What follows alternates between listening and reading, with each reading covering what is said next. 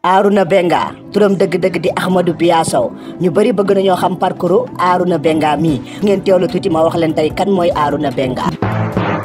moom Ahmadou Biya Sow nag ñu bëri dañoo yaakaar ne bii mooy première série alors que déedéet bii dafa tax rek gars yi gën koo ràññi ba duppee ko sax jooykat national. moom nag banlieusard la mi ngi juddoo fii ñuy wax Caaroy fa la jàngee moom Arouna nag jaar na fu morom yëpp di jaar ndax def na lépp luy moromu xaleem di def na ko jàng na nag ba am lii di bac waaw Arouna am na lii nga xam ne nag moom mooy bac waaye après da koo teel a teg daal dugg si ay business su boppam ndax nag dafa bëri ay business yu mu doon liggéey li mu njëkk liggéey nag moom mooy jaay ay yëre ak ay taay teg ci nekk ci ay terrain ak aussi di jaay lii nga xam ne moom mooy ay oto et aussi bi mu nekkee ndaw dafa mënoon na football loolu sax bokk na si naroon yàq jàngam ndax bi mu amee BFM dafa naroon dem ci benn centre waaye finalement mujjutoon dem si centre boobu lee loolu nag 2012 2013 la woon finalement nag ci la arrêté lii nga xam mooy football bi daal di nag inscrit ci benn jeu concours bu amoon ci benn télé Africa 7 mu gagné concours boobu nag ci la commencé am nag ay portes yu tijjeeku ci la commencé nag am ay publicité ak yeneen yi nga xam ne ñu commencé laal tuuti cinéma def na aussi lii di mannequinat waaye lu ko tax mu teel koo bàyyi 2 ans la ci def ndax milieu boobu noonu nee na fa amoon tuuti loo xam ne nii neexu ko ci woon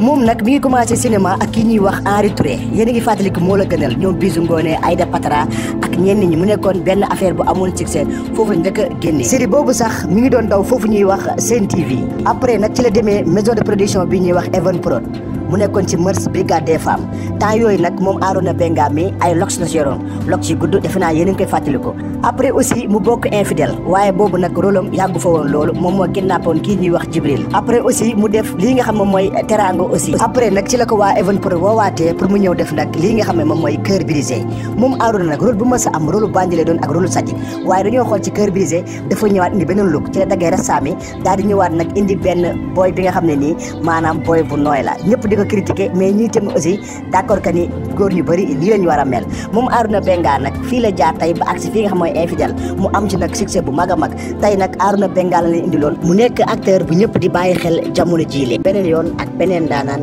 fii la ñuy yem ak yéen ñu leen di wax ni bu leen fàtte abonné te bës cloche de notification bi te ngeen wax ñu ci commentaire yi yéen artistes ak yéen star ngeen bëgg ñu indil leen seeni jaar-jaar kon nag fii la ñuy yem ak yéen ba beneen yoon ak Authentique Pro vidéo